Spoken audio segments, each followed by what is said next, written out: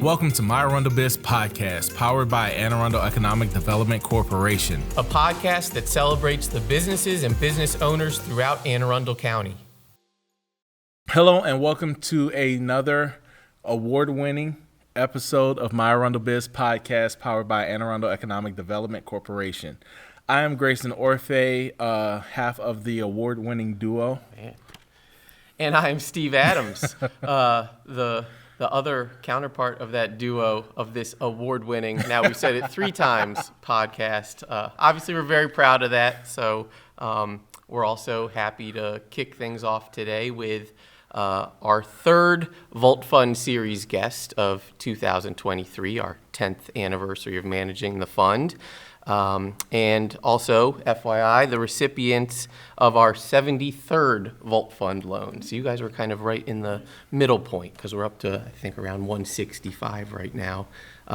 Kelsey and Stephanie Gary, President and Vice President of KG Truck and Auto right here in Glen, Burnie. So Kelsey and Stephanie, welcome to the podcast. Thank you for having us on the award-winning podcast. Thank you. 4 times. 4 times. Got to get that in there. It's a drinking game. Coffee game. Drinking coffee game. All right. So to kick things off, if you guys could just tell us, some of your background, how you started the business, and what type of services you were offering at first, and obviously how you met as well. All that stuff. Yeah, that's the story there. Huh? Do we have enough time for all that? Whatever part you want to start with. So I started at a local dealership. I got all my technical background as a mechanic there. Did all the schooling through Ford Motor Company, and was there for about 15 years. And then kind of sopped up all that knowledge there.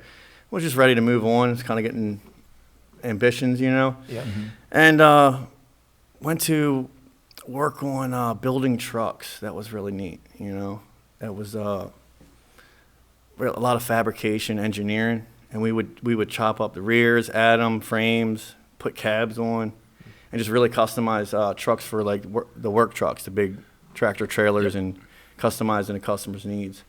So then it was a travel where I was going. So I had my first kid, and that gave me an ambition to start on my own, and all my side work became work. Yeah, nothing will give you hustle like having that first kid. Yeah. It's just like, life is real now. It was 23 hours a day at work, and then when I wasn't working, it was 24 hours a day as a father. Right, so right. It wasn't no time for it, kept me out of trouble. Yeah, absolutely. So that started all by myself in a single bay shop, just one bay. Did that for about a year. Started just finding help from local people that I knew, trying to just make ends meet and just working on anything and everything at that point.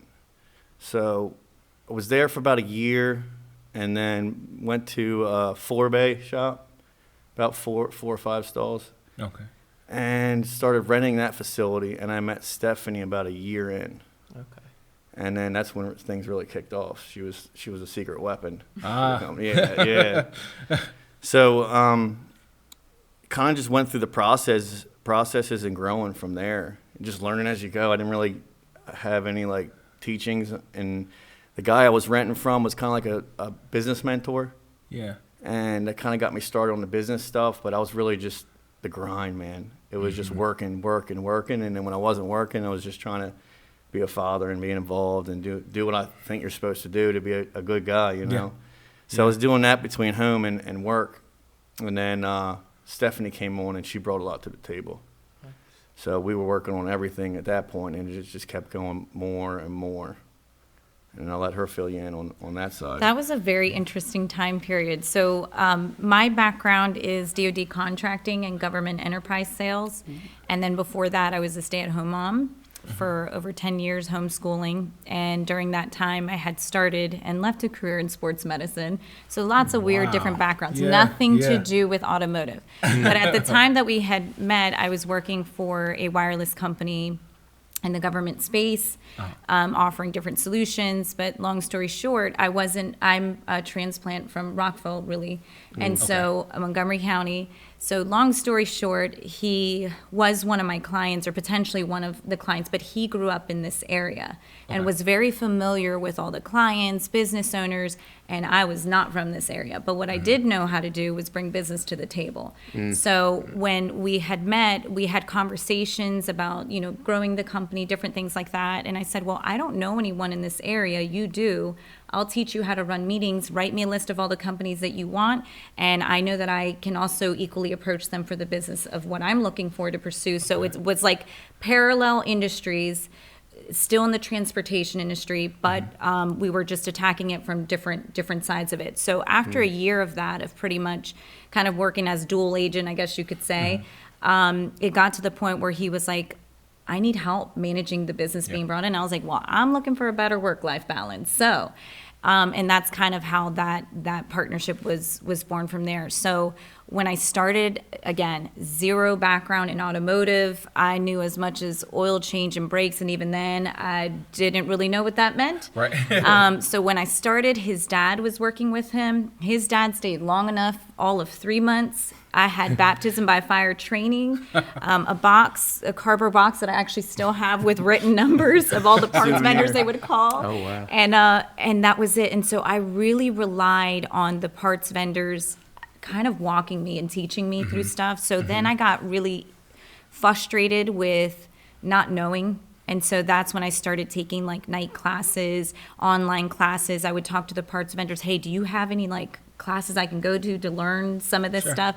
So that's kind of how it evolved. So then eventually I got different certifications in mechanics, fleet management, all kinds of stuff. I know it now really well, but it was taking, like when he talks about that grind, I mean, we were just in the grind, not only building the business from scratch, but it really was the relationships from the parts vendors had a lot to do with me even growing individually in automotive and trucking industry, being able to see him and how he led his team and learning from the technicians in the shop, but then also taking the classes to be able to put the education behind what I was seeing, learning kind of like OJT, on the job training, right? Yep. So that all evolved, and over the years, when you talk about what services we had and what we didn't have at the time versus what we have now, honestly, it was never like a plan like we're going to go after this. It honestly came from grassroots efforts, one conference table at a time, sitting with a meeting with either a company that had over 500 vehicles to a guy who just had one vehicle to a mom who was just looking to pass this vehicle on to their son or daughter and wondering if this is a good purchase, is this safe? So everything that they would say that was a problem or concern or an issue that they encountered in the industry or being taken advantage of or lack of communication or lack of transparency, that's how we evolved our services, was really tuning in and actively listening to the client's needs. And it's like, okay, I don't have that certification yet. Give me a month and I'll get it. And we'll have Build this. it And as it you literally go. was that. And then it evolved into on-site maintenance. It evolved to fleet management. It evolved to a very consultative approach where now our service concierge are more than likely known as service writers in our industry. But we call it service concierge because it really is like, shameless plug, Black American Express, in a sense where it's just, they're at your call, but it really is a white glove service with the education and leveraging the knowledge of what we're doing so that they can make an informed decision. So what we had then was, I would say, you brought your vehicle and we repaired it and we were really fun and had a great relationship to talk to. What we've evolved to are really business consultants outside of the repair side, because we are really integrated in the genetic makeup of every company, client, customer that we have, whether they're fleet or non-fleet. And that came truly out of active listening from just clients. So I think that's awesome, because I think one of the things that I think even, the viewers will understand is that the common theme of this show is the fact that when people build business, it's kind of like raising children. And literally, like, you guys have kind of started at the bottom. Now you're here. Yep. No. If you know, you know. But it's just, it's you started and you built as you went. Right. And Yeah. it was just a constant building. It was a constant pulling this, pulling that. I don't know that. Okay, let me go figure this out. And so it makes you more vested into the experience. You know, it makes you care more. And so now that you care more, that bleeds on to your customers. And so now your customers see that you care because you're like, okay, I understand all this. You're coming in with your car and this is your main way to get to work. This is almost your lifeline, really. So you care enough to be able to actually put in that effort to make sure that they're up and running and going. I think that's a great thing. But take me back to 2018, and you guys were trying to look for a bigger place. What was that like? That was interesting. So we outgrew the rental place after 2 years. We were there for 4, so we kind of the ambitions were always to own our place. Mm-hmm. So we were kind of just the grind that we talk about, man. It's just kind of go gray for a while because you're just working 20-some hours a day, you know, taking turns on who's staying late, who's taking care of the kids. Yeah. And then it's all about location. So we kind of were like soft looking and looking for pricing and this and that. We found a couple good deals, but it was farther away. And some business mentors were like, it's all about, no offense, Kelsey, but if you go down there, I'm not going there. You know what I mean? It's about location. Oh, wow. Okay. And right across the street was a vacant property, and we're like, I saw it and I was like, oh man, that's scary looking. You know, we can't do nothing with that. And a really close friend of mine was like, Kelsey, no matter what place you guys buy, we're gonna gut it anyways. You know, you're gonna make it your own. You own it. Yeah. So it's kind of like, and then he was like, if you don't buy it, I'm buying it. I was like, oh, all right, I'll go buy it. Yeah. You know what I mean? So we went and looked at it, and then Stephanie was doing her networking thing and making relationships, and somehow we found an opportunity with you guys. Yeah, we call it actually, so you guys don't know, the Vault Fund is what I had dubbed, which got coined as the unicorn loan. Oh. So if you don't know, that's great another to thing hear. you should add to your award-winning podcast. Yeah. It was the unicorn loan. And I say that because from the time that we decided to purchase a property, that came born out of, we were having to tell enough clients, no, we need the space. Once we turn this vehicle around in like a day or two, we will be able to schedule in. And it was because of the spacing. Like it wasn't because we didn't have enough technicians or they weren't skilled. They it thought was we were truly too busy. the space. Because we of the didn't have the property. space. They thought we were too busy. Yeah. I'm like, oh, I can take you. Like, oh, well, we can't find a place to park. You know what I mean? So we Yeah. were outgrown so much. We definitely outgrew it in 2 and years. it's all the process of getting stuff in and out. So I was Yeah. like, oh, we can work on that and at least get started on it today. You're like, oh, well, it doesn't look like it. Yeah. Right. So You it know? was enough times of saying no to people that it was frustrating. We're like, we got to do something the about time. this. So then we had built a really strong relationship with a new accountant.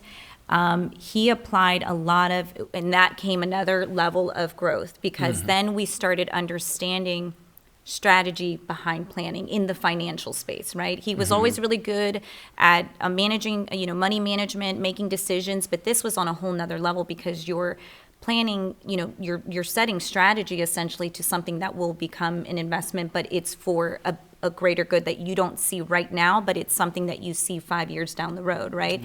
So there is a whole lot of moving parts and strategies, and that meant that we were now committed to a plan, and a plan that we had to actively work together as individuals, professionally, personally, and we were just committed to that grind. So over that time, one of our really good friends, who's also like a business mentor in a lot of ways, saw the vision basically, and we're like, okay, we trust you. Along for the ride. Yes, and so when we started developing it, as we were interviewing different banks.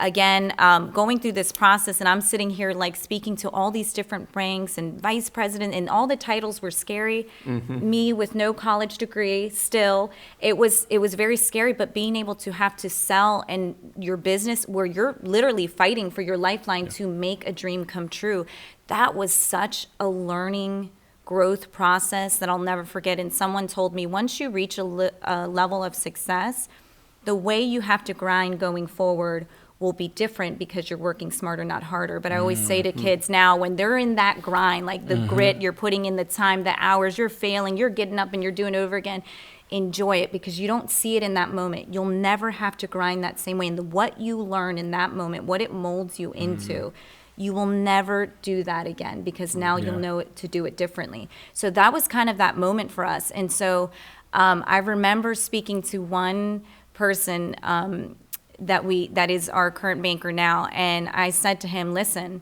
I'm interviewing. I walked it like we owned it. Like I knew what I was talking about. Nope. Truth be told, but I walked in there with such a confidence. Like, listen, this is our plan. Here's a strategy. Here's the numbers. Here's what we're willing to do, and this is what we're trying to make it by. But this is what we need. I don't know how we're going to find it or what you have in your arsenal to find this. I said, but it's almost like we need something that's a unicorn loan. I said, because we are a unicorn business. I said, there's no one in this industry that's doing what we're doing, from both heavy tractor trailers, Class 8, all the way to light duty and heavy specialty equipment, and we're looking to grow into on-site. So there were so many different facets of our business. I said, we're not a one-size-fits-all loan. Right. And he paused, and he's like, okay. He said, I heard in like some conversation or like a webinar about something Volt. He's like, I don't know a whole lot about it. He's like, let me research it. Nice. So whatever led him to be part of some way that he had heard about it, had no experience himself. And this is a very elite gentleman, well accomplished in his career, didn't know this. Steve, it worked. Yes, it worked. So then he comes back, I kid you not, a day later, he's like, I found the unicorn. And that's what I kept telling him. So we were using this terminology, the unicorn loan.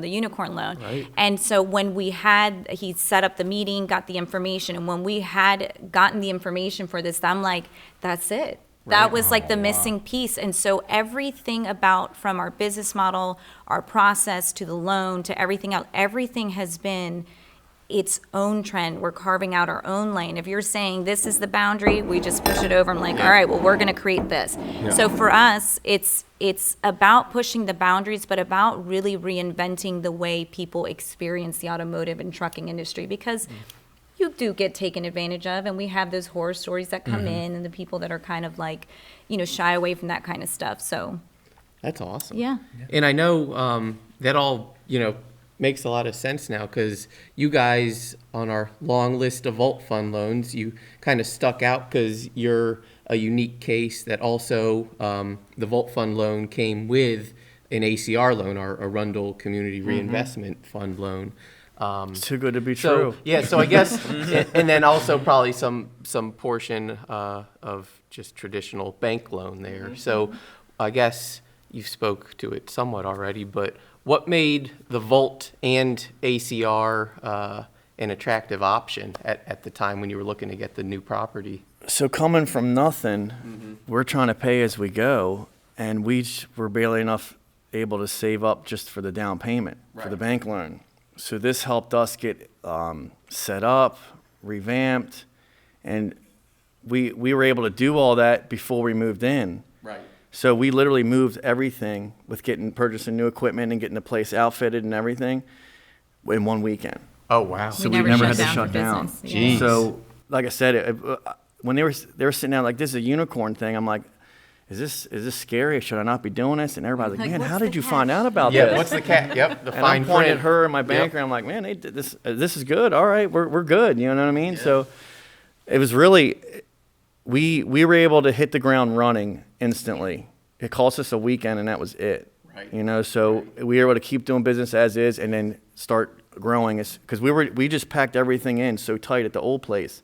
So when we got to the new place, we were able to breathe a little bit, and really focus on that. Start saying yes to some of those. Yeah, no's. we went from a everybody, team you know? of Yeah. 6 or 7 people, including us, to a team of 20 within a Oh, month. wow. I mean, Jeez. you talk about change and pivoting and Yeah. being able to just roll with it on the fly. I mean, that was it. What it did is it allowed us to have kind of the edge taken off and feel supported, and to Focus really on the business. understand the purpose for the loan in the community from a workforce perspective, which is where we're at now in our career, and what we've evolved to is forming an accredited apprenticeship program. And now having the experience and years under our belt, being able to understand what the AAEDC does in terms of the loans and how it helps the community, being able to see the seeds that it allows other members as us, being able to have a business in this community and what it's there to help leverage that support and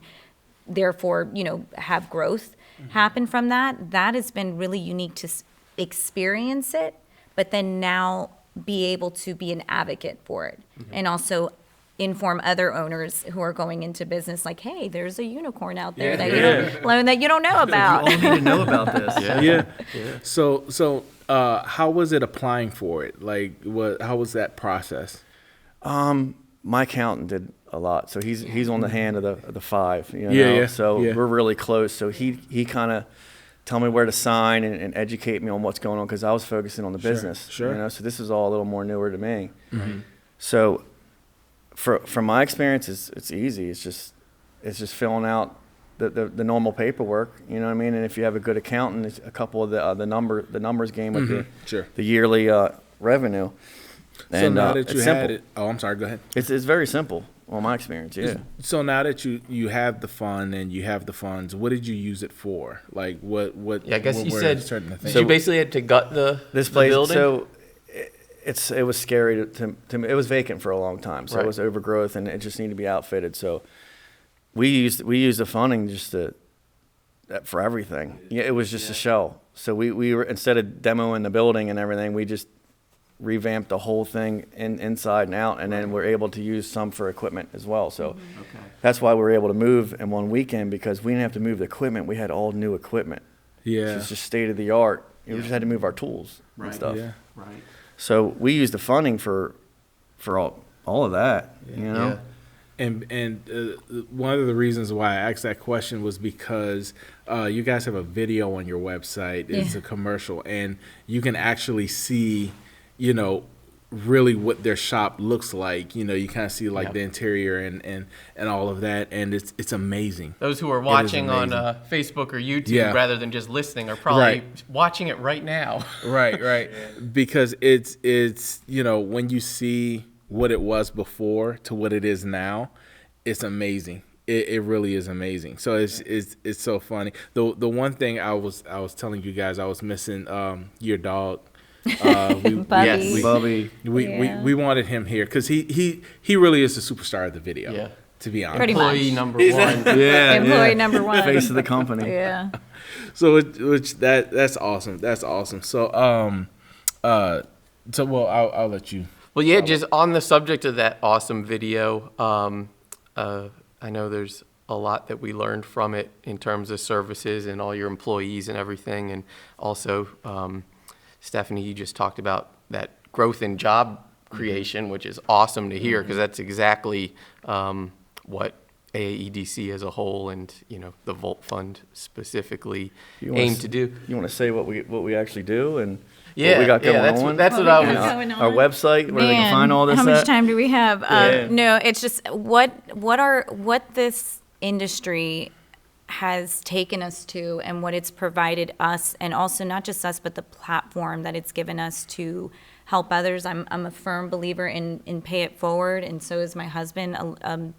The core of how we operate, you make people the center of what you do and your why, and that's where it's at. And it really is. So it's about paying it forward. So I know throughout my career, which really didn't start until 29, to be quite honest with you, for me, I had a lot of really great men and women that were mentors that wanted for nothing, didn't need of me for anything, but really took it upon themselves to kind of pay it forward and really kind of show me the ropes and teach me and hold me accountable and hold a mirror to me and let me know, call me out on my BS when it was. Right. And so it was such an amazing journey that now what our industry has allowed us to evolve to is really not only to be leaders of it in the way that we're reinventing the way people experience it, being part of the genetic makeup of every company or person that we're doing business with. And I mean that from the sense of we're helping them make financial decisions as to what vehicles to get rid of, what to purchase, help bridge communication with the internal team. So there is a lot of, that's why I say it's almost to the extent of really business coaching a lot of times with businesses. So what that's transpired to is, when we speak of the pandemic, man, that was a game changer for everybody, right? And you either had two choices. You were going to sink or swim. Yeah. And so during that time, I remember getting a download of information, both from your community, from just different sources about all the resources that were out there. And it was overwhelming. It was overwhelming for everybody. But I knew that at the end of the day, if we weren't doing something to support the community that we were doing business with, we were going to have nobody to do business with at the end of it. So it wasn't just about our success alone. It was also getting everybody to be successful out of it too. So we kind of started like this informal newsletter where we were sending out like information, like here's a link to this, here's a new form for this. So when we started that and I started seeing the reactions of the clients and close friends and colleagues, I'm like, oh, this is valuable. So outside of just having this platform, being able to be a resource and create this network that people can utilize, we also become invaluable. You know, that means that we're also leveraging a real help where it's needed, right? So starting to see that, we pivoted into so many different directions, and I'm so grateful to the core team that we have present today, because there was no way we would have gotten through what we went through without such an incredible team. But it was eye-opening for us to be able to take a step back, because remember, we went in guns a-blazing, never closed down for business, we just kept going. So what ended up happening from that is we started deconstructing everything as far as procedures in our company, reinventing how our approach was, communication, leadership, internal organization, restructuring as far as career development. And that's where we are today. So we worked on it first internally, where then we started to see the deficits, because we also came across lots of experience where we lost some incredible technicians as far as apprentices, either lost them for $1 more somewhere else, or where I can honestly say we failed them because we didn't have a great onboarding process, and openly admitted that, and be able to take that experience and say, okay, we've definitely failed enough where we need to slow down. And if we want to start seeing change in the industry where they're saying, oh, the great resignation. Well, the great resignation, throwing more money at it, that's one solution. It's one approach, right? But I also think it takes a lot of courage, a lot of gut and grit to be able to look at your own organization internally and saying, what are we not getting right? What about our organizational structure, career development, training, programs do we have or not have? What is not working with people? And being able to ask your own team for honest feedback. So the one-on-ones wasn't just happening for our teammates. They were also doing it with us. Like they were doing those reviews on us. And that's always important, just to have that very transparent work experience, so that, because once you guys grow, they grow as well, because you're growing your entire environment. And so everybody now is feeling like they're a part of it instead of just coming into work and doing a job. There was a lot of buy-in after that. So what it's evolved to now, which we are actually working on different sectors of the EDC and workforce development in Anne Arundel County Community College. We are working to currently building an accredited apprenticeship program. So it's being able to take what we've learned. We have some of the best mentors in the industry, hired a full-time instructor, being able to build a curriculum from scratch, and we're adding in soft skills, so they will need to know and learn money management, how to advocate for themselves, how to ask for a raise, a level of professionalism. That's They will awesome. know how to work the ladder, where we is have great. everything labeled, where it's clear as day. If you want to make this money, here are the certifications, here's the title, here's what your roadmap to get there. So creating transparency in this industry is something that is not talked about, isn't a standard, and I want to be able to bring a level of professionalism that you would expect in the corporate world, but also have it in this industry, because it is looked down, it is frowned upon. And I think during the pandemic, a lot of people realized how vital this industry was, to the point where then the community, including you guys, started pouring in a lot of resources for employers such as ourselves to upskill our workforce and our current team. So That's all. And as some of our loyal viewers and listeners know, it was only a couple months ago we published an episode with Cheney Enterprises. Yes. And they did Very familiar with one them. of their big news pieces from 2022. It was their 60th anniversary, but also they launched, I think, the first statewide apprenticeship program, and they worked with our team and Department of Commerce as well. So it's, to your point, it's definitely an important thing to kind of get get the buy-in from your workers and kind of keep giving them professional development opportunities. So, So to kind of wrap up, because I guess I swear we can talk go all on day. forever. Right? We can talk all got day. so we long. much talked more. about the model cars. Yeah. Oh man. These are they're actually building us real size models of these cars. That's how you get. That's how you get on the award-winning podcast. The prototype. Gifts. No. So you guys have a marriage, a family.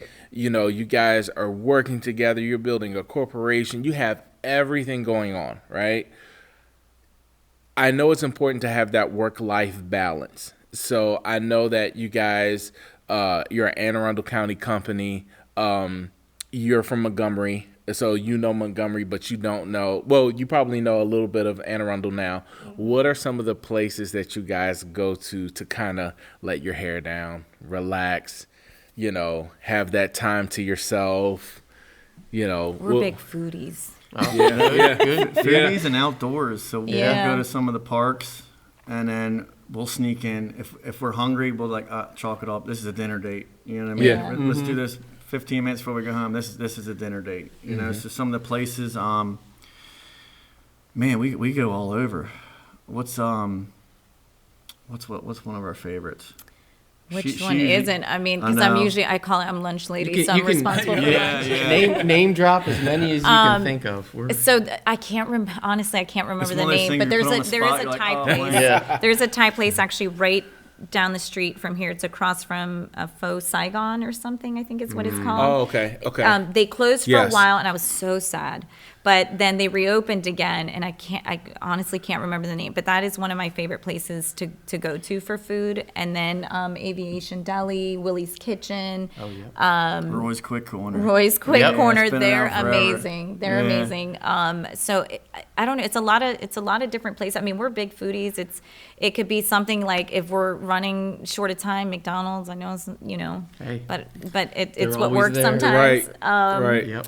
Down to leftovers from the next day. Yes. But no, we really do try to support local businesses as well, because we're one of them, and keeping the money here in your backyard in Yes. this county is also very important to us. But honestly, if there's food, we're going. Yeah. It doesn't matter. That sounds good. Yeah.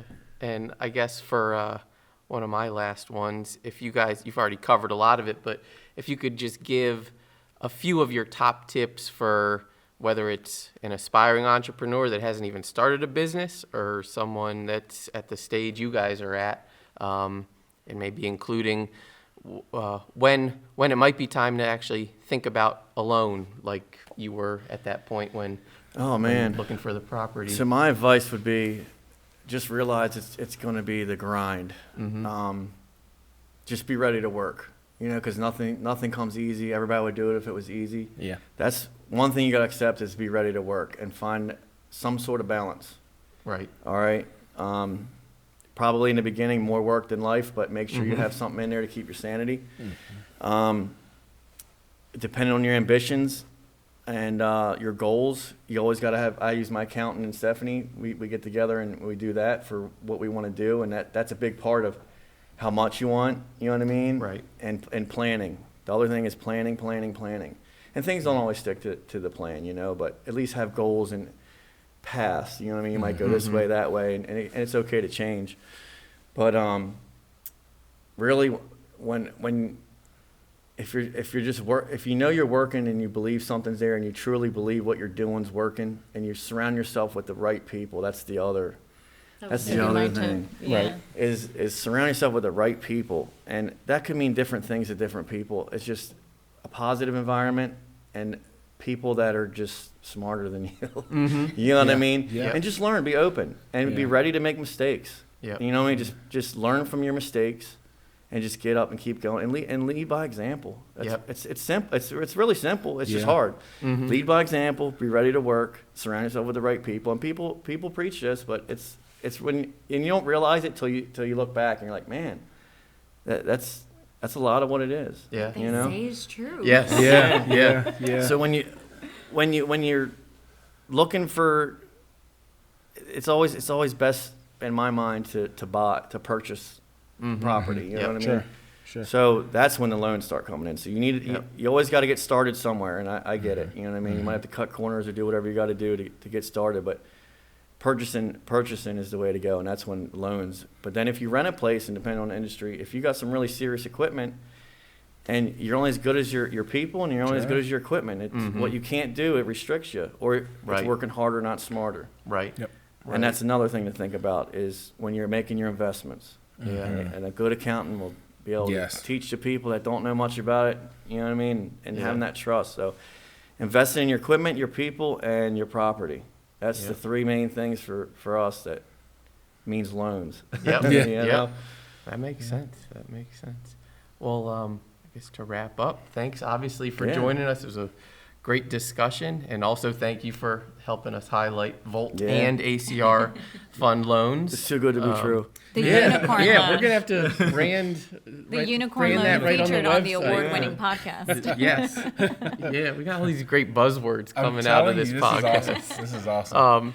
So yeah, hopefully everybody out there will see those words up on our communications. Yeah. And if you guys could remind everyone where to watch the video and where else to follow you. I know you post a lot of great content on the workforce outreach that you do on It's all your truly our social passion, channels. yeah. So yeah, if you could just remind everyone. Yeah, definitely. Yeah. Stephanie's passion is that. So you gotta give her YouTube, credit. Facebook, Instagram, all the social medias that are out there. I don't really keep up too much with Twitter like I should, so maybe not follow that one. But all the general ones, you can catch us there. A lot of what we display is really just the current work that we're doing, really boots Right. on the ground, It's real. grassroots efforts. It's all real. Yeah. You come there, you ask any questions. We're Yeah. real. Well, picture's worth 1,000 words, Yeah. right? Yes, Yeah. absolutely. Yeah.